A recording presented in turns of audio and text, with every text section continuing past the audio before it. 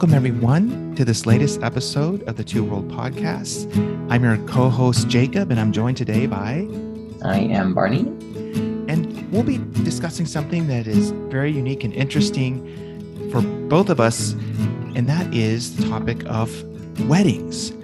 We all have our own experiences with weddings, and the metaphor for our podcast, the idea of two worlds coming together, is a metaphor that can easily be applied to weddings as well, as two spouses come together and bring their family cultures and views of the world and try to discern and discover together what their identity is as a couple. And so today we'll be talking about our own experiences with that journey, what our weddings were like, what weddings might be like in Japan in comparison to the United States, and some other additional questions. So just to get started, I'll turn it to Barney and ask, Barney, can you tell us a little bit about your own wedding and what that was like, the different parts of it, and kind of set up for us your journey? Yeah, I'd be honored to. I actually have been married twice to the same person. So it really was a marriage of convenience the first time. My visa was coming due, and I thought, well, now is the chance to switch it over to a spousal visa. And so we had to go to the embassy the American embassy to sign an affidavit saying, I promise you, I have not been married, or I am not currently married to another person. And then they stamped that, and marriage in Japan is so interesting because you just go to City Hall and you get a piece of paper, and then you take it home, or however you want to do it, and two witnesses have to sign, but they don't have to be there. They just have to sign and put their stamp, their seal on the form, and then you go back to City Hall and turn in the form, and then they process the request, and maybe you pay like $3, and ta-da, you're married. And in Japan, then, or in Narita, City Hall gives you a gift. You know, you can have, I think it was a plum blossom tree, or let's see, maybe an album, a photo album, or a nice set of rice bowls. So at that time we were in an apartment, and Ayako's home has plenty of plum blossom trees already. So we went for the rice bowls. So it was just so interesting that you can get married so easily, and that the witnesses don't even have to be there. But yeah, then we had been planning kind of a real ceremony later that same year. And just by chance, I think I had a friend who was in Portland, and I had been to Portland shortly after the really big earthquake we had in 2011. And I went to the big rose garden there, and there was this Shakespeare garden. And I went back and said to my friend, and I said, what an amazing place that would be to get married. Wouldn't it be so neat if someone could get married there? And she's like, yeah, they can get married there. It's a public park. And like the first business day of the new year, people line up and try to get, make a reservation. And she and her sister were willing to do that for us. They started lining up from like 5 a.m. And, the TV news was there and everything. And they got a reservation in July. And the nice thing about Portland is it's a direct flight from Japan. And nice. So a lot of Ayako's kind of extended family could come. And of course, my family could join us there. And I really wanted it to be a real meaningful service. And so I was very prayerful about it. And and I thought, really good, a lot of good, strong inspiration came to me. And of, I mentioned before that we used Psalm 139, part of it, in our ceremony, thinking that, what are the chances that these two people could be brought together, and only by God's grace would that be possible. And Kimiaki Sensei was very kind. He wrote up a kind of a little kind of Christian point of view. He used the scripture from Matthew about, when they were asking Jesus about marriage. And it was so nice to have that in that kind of program so that Ayako's family could follow along. And one hymn that we used in our wedding that maybe doesn't make it into most Western weddings was What a Friend We Have in Jesus. That's a good one. Yeah, like that. It really is. But somehow, some time along the way, it was associated with weddings in Japan. So almost any wedding that you go to that takes place in a church, they'll sing "What a Friend We Have in Jesus." And that's so interesting. Yes, of all the songs, that's I know, amazing. I know. And and my friend in Portland, she's a great singer. Her friend is a great singer. My brother Craig is a great singer, and then Ayako's sister. We arranged the 4 parts, and they sang that in Japanese, and for everyone during the hymn, during the service. Wow. Oh, that's Yeah. amazing. The Mm-hmm. significance of those voices Mm-hmm. specifically being combined Mm-hmm. with that. Mm-hmm. Wow. Yeah. Was it And hard for the participants who were the English speakers to learn the mm-hmm. Japanese part? Was that challenging or not too bad? Yeah, my Craig did say to me, he said, kind of like, Barney, and I'm like, I'll do my best, but I can't promise anything. But I had given them recordings of, speaking it slowly and kind of, this is how it could sound. And they just knocked it out of the park. They just did a great job. And Do you happen to have a recording of that? Yeah. Oh Yep. my goodness. Mm-hmm. Oh, Mm-hmm. wow. If you ever have a moment, I would Mm-hmm. I don't know Yeah, if you have it digitized and what, we do. okay, Mm-hmm. I would love to Mm-hmm. see that. Yeah. Oh, yeah, for sure. Yeah. And I found a Mennonite pastor who was very willing to come and do the service for us.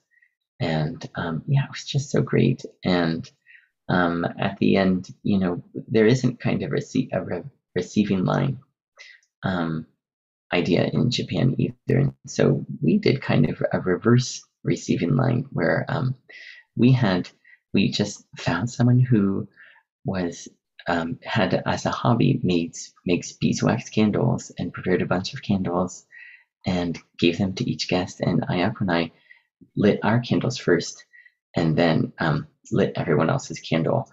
And said something Wow. about each person, and That's then amazing. What a meaningful symbol of care. You're lighting their mm-hmm, candle and you're saying mm-hmm, words of affirmation. That's yeah, kind very of. We nice. thought it was a way to bring the families together in that way. Kind of, this is uniting the two families too.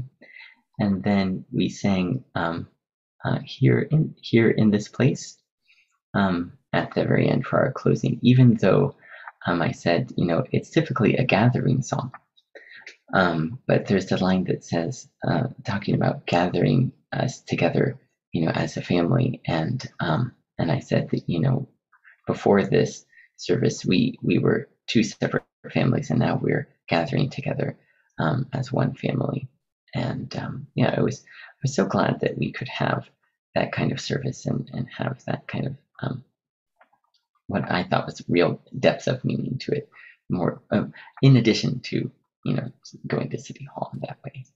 Yes, absolutely. That what I like about that too is how you work so hard to make it meaningful for both families and have connectors and that was really intentional and thoughtful Mhm. of you both. And it gave everybody an opportunity to celebrate with you in a different way. Like the City Hall version, they could celebrate, I'm sure, afterwards, but this Right. one, having this drew them in more directly with. Mhm. So that's very meaningful. Yeah. Yeah. Yeah. Would you say that you is it common, or do you have other friends who have followed a similar pattern where they got married at City Hall and then had a ceremony later? I haven't. I guess maybe kind of the typical way is that people do that at City Hall and then have some kind of ceremony um, here in Japan, and it's either I think maybe you aren't really married unless you have submitted the form at City Hall, I think. Oh, okay. Sure. Yeah, yeah. Sure. Yes, I know, just from officiating at weddings, as a Hmm. pastor, that there is a form that you sign Hmm. after the ceremony's done, and you submit that to Hmm. the City Hall here as a Hmm. record that then officially is logged in. Um, it's done in that way, but yeah, I do have some friends who have. I feel like I'm blanking right now on specifics, but I Hmm. feel like I've had another friend who's had a similar experience where they were married in City Hall and then later had a ceremony. And Oh, yeah. it's nice to be able to have that Yeah. other part for sure. Right. Yeah. Uh, well, as you were talking about including family members and in the actual symbolism of the ceremony, it reminded me of some elements of my story. Oh, yeah. um, we actually were married in Katie's home church in Defiance, Ohio, that she had grown up in, St. Paul's United Methodist. And one of the things we really wanted to do was include ministers that had had an impact on our lives, as well Mm. as friends in the actual service itself, and our families. And so Katie's mom and my mom went forward at the very beginning and lit a unity candle, which is one of Yeah. those symbols of, two coming together as Yeah. one. And then both of our dads read scripture during the service, Mm. which was nice. Um, Mm. the pastor from my church, the Wheeling Vineyard Church, came and helped in the ceremony at different times, as well as a pastor that Katie really appreciated, from her Methodist congregation. And they worked really well together. They both are very tall and they balance each other well as they were standing up front. And one of the most meaningful things is there was somebody from my home congregation who was a friend of our family's and a really good singer. And we introduced him to a musician that we met in college. And they both joined in this song. She played piano and he sang, and it's called Father of Lights. And it's a song that I had been used to singing as I grew up in the Vineyard Church. And it's based off of this passage from, I believe it's Hebrews, Father of Lights, you never change, you have no turning. Every good and perfect gift comes from you. And the Mm. way that they did that song, it was a coming together of our experiences. This friend we met from college, this person I knew from my home congregation, and it was being sung in Katie's church. And it was very meaningful. We had a celebration of communion in the ceremony, and that was meaningful. Another symbol of unity coming together. And as I look back on it, I was 22, just about 23, and Katie was 22. And I didn't realize the richness of people taking time to come and attend. And if I look back at pictures to see all the people who came, and as you grow older and you go to weddings yourself, or you start raising children, you realize like it it takes effort. It takes intentionality to make a trip and to show up and to be there. Mm. And I just feel very grateful for all the effort that people made to come. And you probably felt that way too for yours, just to have the people travel. And so weddings definitely are a time, I think, for family to reconnect and friends to reconnect. And so, and in many cases to meet the new family. Yes. Yeah. So were there quite a few of those initial contacts happening at your wedding in Oregon? Yeah, really. Yeah. So there were people. I think my parents had met most of the people before, but for sure my siblings had only ever met Ayako before at that time, and my aunt and uncle came, and yeah, the one fantastic memory I have was during the reception, which was also at the Rose Garden, just a ways away from where we had the ceremony.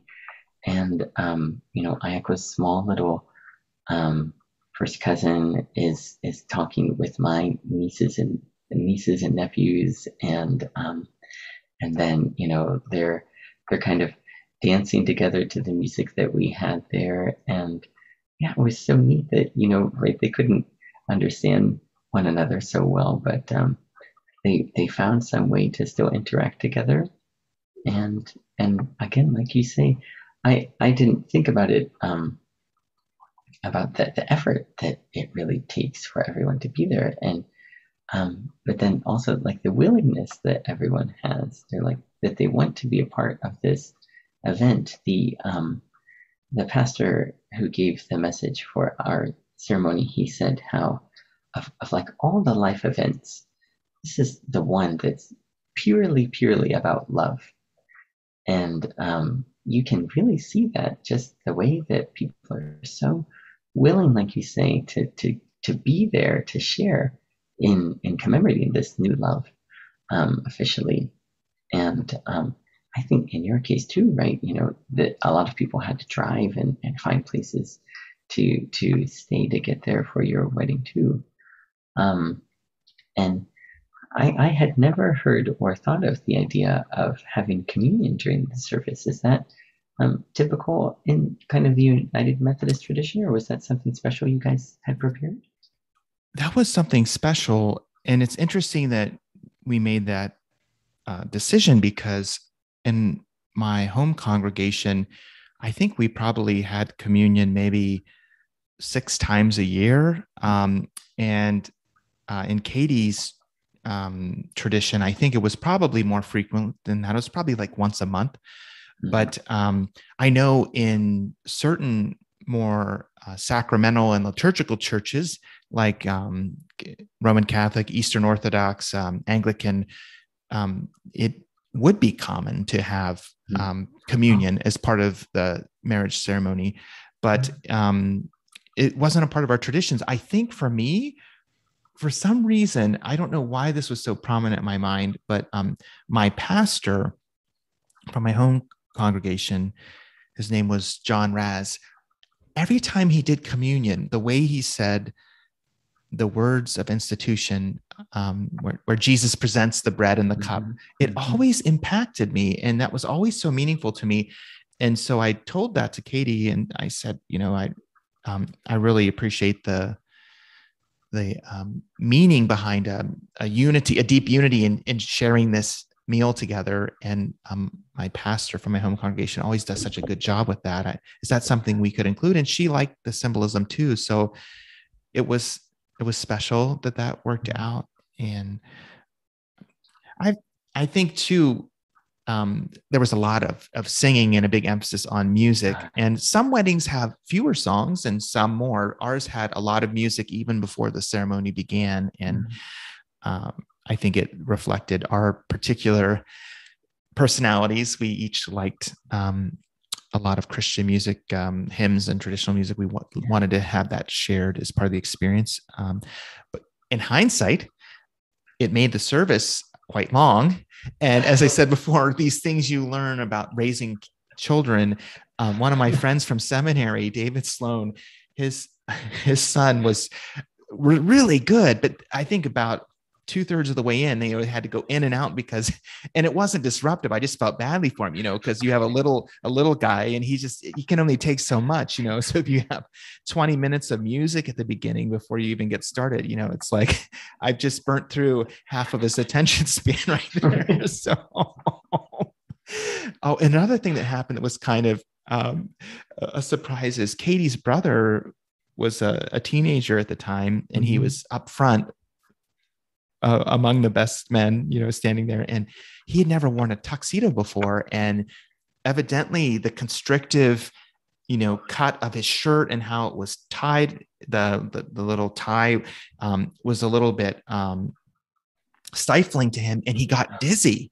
And so partway through the service, he had to excuse himself and go out and to kind of like, get some breath and fresh air. And so Katie's mom left, and at the time none of it, like, we didn't know what was going on. And then afterwards we're like, are you okay? And he's like, yeah, just like some little quirky, unexpected things happen, but that's part of the journey too, experience.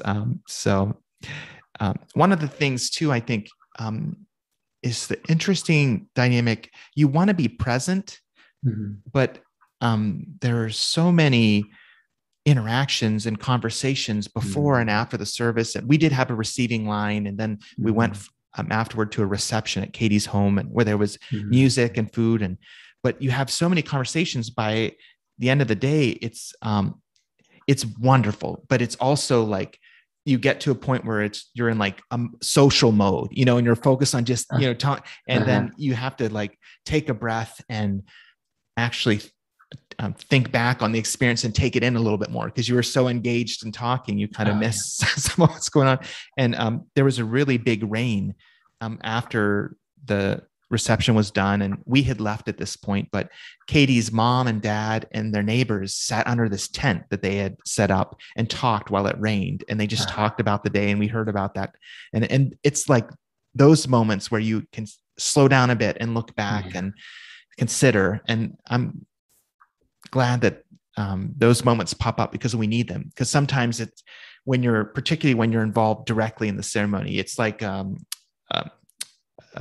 frenzied, intense experience. And then afterwards, you're like, oh, I need to look back, and kind of, we need those experiences and times to stop and look back. And so fortunately, we were able to take a honeymoon and have some time to reflect and spend time, just the two of us, and talk a lot about the wedding. And that was nice. So I'm wondering, I remember in your other podcast with Sean, you talked a little bit about travel.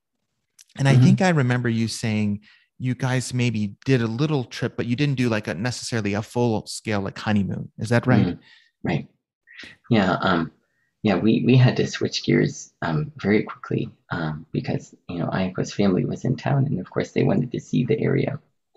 I think it was the very next day, then we took the train up to Seattle, and then we were into tour guide mode and having planned, where to go. And they wanted to have, they already wanted to have Japanese food. So, but Seattle was the place to be for that. So we had that, and it was very nice. And yeah, we had hoped to have some kind of official honeymoon with just she and I. But she started a new job soon after we got married too. And then it just, it never worked out. But yeah, our trip to, around Portland and then into Seattle, and we went to Mount Rainier, and then came back with my family. My parents were still there in Portland. And then we went to a place I'd always wanted to go my whole life, Crater Lake.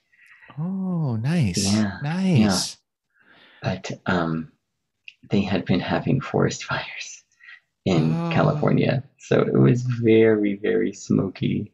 And you couldn't see so much, but we still hiked around and had a good time.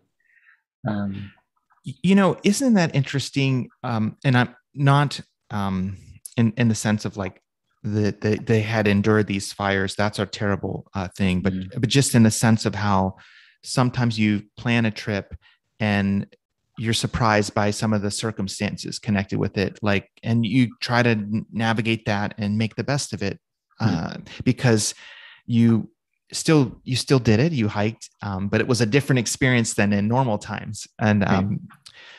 I feel like that is a little bit of a foretaste after the wedding, into life together, and marriage at large, because there are a lot of times where you have plans or anticipate things and then you go and it's different, or there are challenges or curveballs that you weren't expecting. uh, on our honeymoon, we had several funny things that happened. And talking about two worlds coming together, I wanted to share with Katie the place that I had vacationed growing up. And so we went to Rhode Island. And Oh, wow. I had always seen, we would go to this beach in Watch Hill, Rhode Island. And I Mhm. always saw this ocean house, from a distance, and knew that you could stay there. I think it was called the Ah, beach house or the ocean house. And we never did as a family, but we would walk by it. yeah. And I thought, oh, how interesting. Oh, someday it would be neat to stay there. Oh, yeah. And so then I thought, this is the place for our honeymoon. We will stay there a few nights. And so I booked it. And when Katie and I got there, it was very different than I had anticipated. I'd never been inside; I'd only seen it from the outside. But it was Right. a really old structure, and it had been glorious in former times, but now was kind of, maybe the word would be considered to be rustic, or simple. The person who was helping us carry in our bags gave us a disclaimer about not going into the upper floors because they didn't pass fire code. Oh, wow. Oh, wow. Really? And Oh, wow. you walk into the main lobby, and straight ahead there's this really nice dining area that overlooks the ocean, which is beautiful. But then you get up into your room, and it, was a little rustic, I'll say that. But anyway, we went on this, and so that's an example of something that you weren't Hmm. anticipating, that was a surprise. And uh, another thing was, we went to Newport, Rhode Island, and they have a Hmm. cliff walk that you can Oh, do. And we really enjoyed that, but we didn't bring any water with us for some reason. It was just one of those things that we mhm. overlooked. And so about halfway through, we got really thirsty. Oh, And at that no. point, there was no quick exit. We had to like finish our route Oh, to get. So we ended up like walking like 6 miles, and like for the majority of the time we were really parched, and we get back and we're just running to get water. So it's the, and it's those things. But I think one of the beautiful things too is if you can find, a chance to laugh or make hmm. light, and it can become a story and not just something that was, um, you know difficult, but can be something you laugh about. And that's part of the, I guess, the joy of trying to be resilient, and finding that in marriage, working through hard things. But there were several things like that, that we encountered, but then also lots of good Oh, times as yeah. well. So Oh, wow. Yeah. yeah. Well, to switch gears a little bit, I Hmm. just kind of wanted to ask about, um, when you were thinking about your wedding, were there some things that you said to each other that you, wrote, or did you, use some pre-existing, vows? Or I wondered about that. Is that something you remember? You stole my question. Oh, oh, I was going to ask you the exact same thing. yes. Yeah. So we really went off script and wrote our own vows, and we boy, we didn't get much sleep the night before. We were writing. We I think both of us had an idea. We told each other, think about what you want to say, and we had an idea, and then we had to write them in English and Japanese, and so we wrote them on these note cards, and then we kind of decorated the note cards, and this makes me think of another story too that I'll share in a little bit. Yeah, and we really did that, and they everyone listening really appreciated it. And I think it's because in Japanese services, sometimes they write their own vows. I went to a wedding, and the wife said, I promise to make you a tasty lunch every day. And the husband said, I promise to clean up, when I'm done using the shower, something like that. And, it's kind of not so deep, but, kind of having fun, bringing some levity and trying to piece together what their image of like the Western wedding is. And going to the story that I was reminded of, as we had been working on getting ready for the wedding and doing the place cards and writing our vows, the friend we were staying with, her son had this book from his grandma, and it's like kind of the book that you can record your voice in. And so we heard so many times, "I'll love you forever, I'll like you for always, as long as I'm living, my baby, you'll be." And we had heard it over and over and over. And we said to each other, "Let's sing that song in our wedding." So after we did our vows, then we kind of looked at each other kind of knowingly and like winked to each other, held hands and sang the song. And just everyone was just blown away by this kind of pure moment that we put in there. And yeah, there's one of those things, that you think, shall we do it? And then, because it seems like it's kind of goofy, but then you do it and it's one of That's so those things that wonderful. you always remember. I love that you sang to each other. What a great Mm, idea. mm-hmm, I've mm, not seen that very often. And I love it. There's one other wedding I can think of where I saw the bride singing to the groom. That mm. was John and Julie Longacre's wedding. Oh, wow. Julie sang a song to John. Yeah. Um, but I love that. Mm, That's really meaningful. Yeah. yeah. Yeah. Um, uh, Yeah. How about with, in your case with yes. We looked at some examples of vows, but then we did write our own and mm, incorporated some of the elements of other ones. So I wanted to just share a little bit from ours. A few years ago, I listened to the wedding ceremony again, and I wrote it down, and I emailed it to Katie. oh yeah. And it's funny, I'm a very sappy, sentimental person.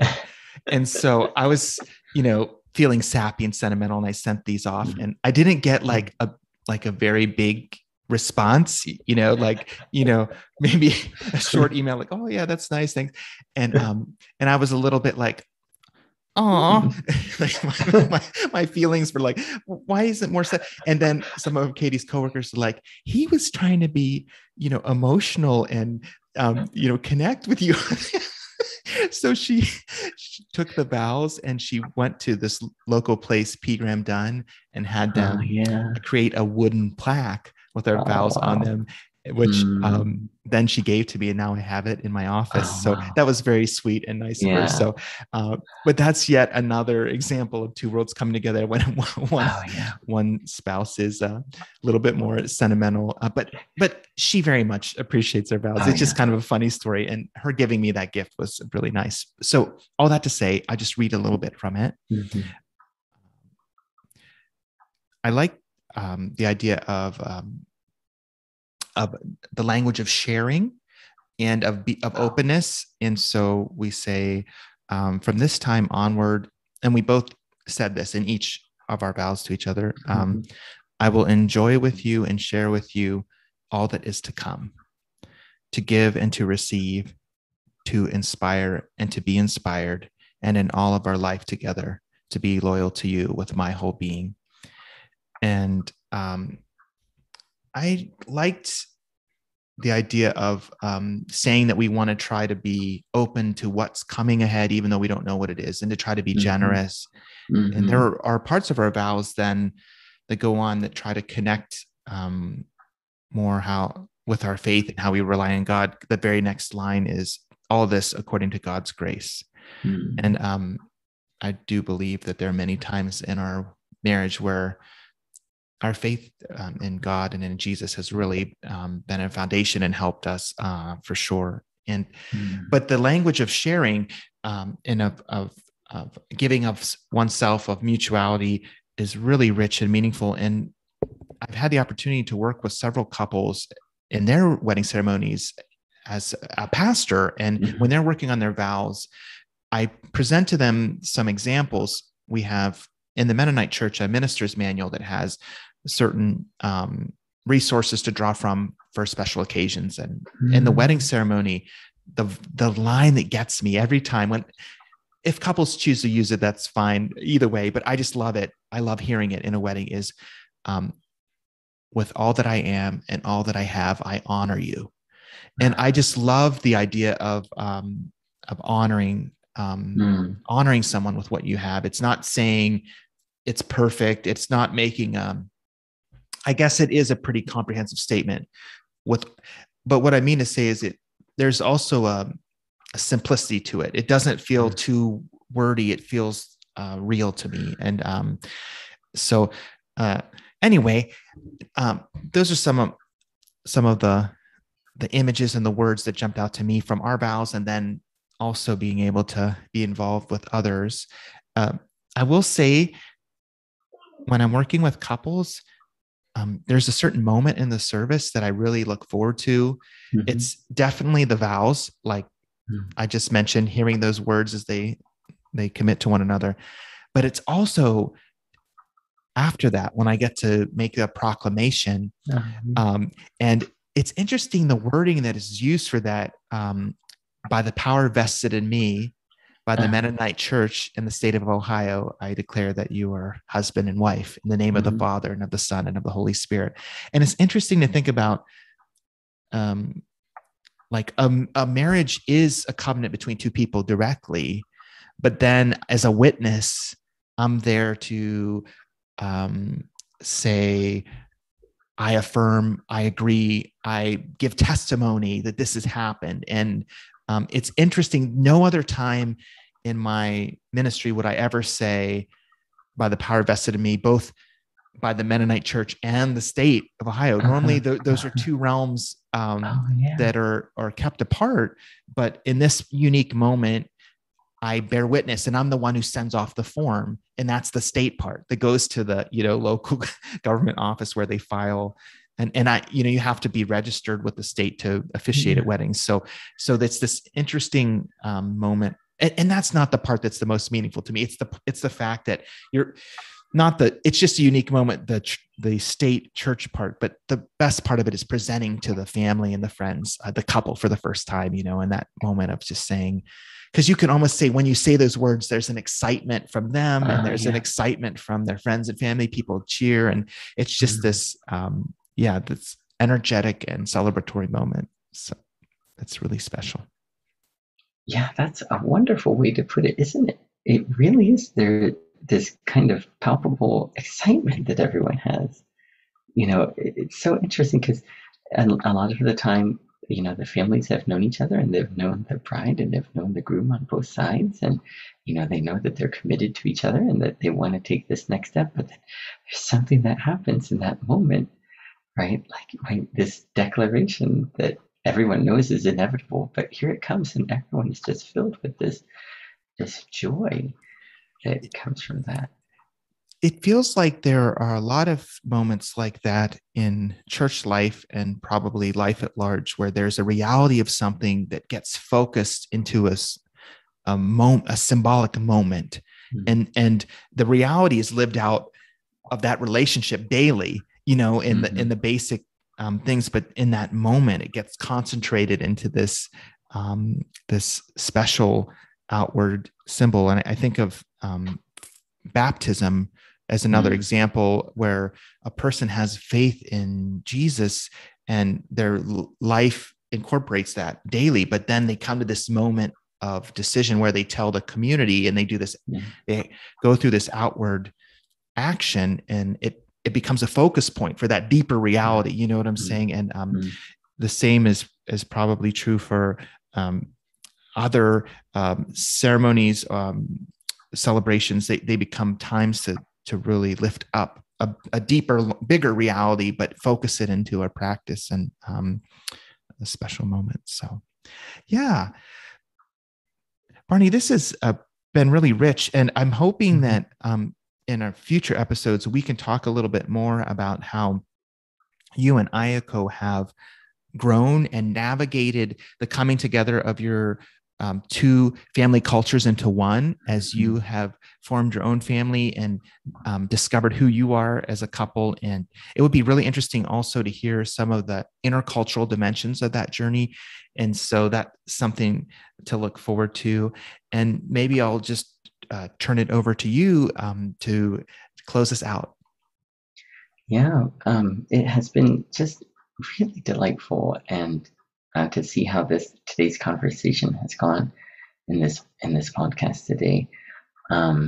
Really seeing the way that the two worlds come together in a number of different aspects and a number of different points of view, and that it's this one ceremony, this wedding ceremony, this joining of two people in love, that is a way that we can see definitely God at work in their lives. And I love your connection with communion, of how the two become one flesh, and then kind of sharing with God, Jesus saying, this is my body as well, and kind of really cementing that relationship in that way. And we just thank you for listening with us together today, and our hope that you could take away a number of special things and maybe new ways of thinking about your own experiences, or what experiences you hope to have, or you've seen in the lives of others. And we sincerely look forward to our next episode, and hope that you will join us then as well.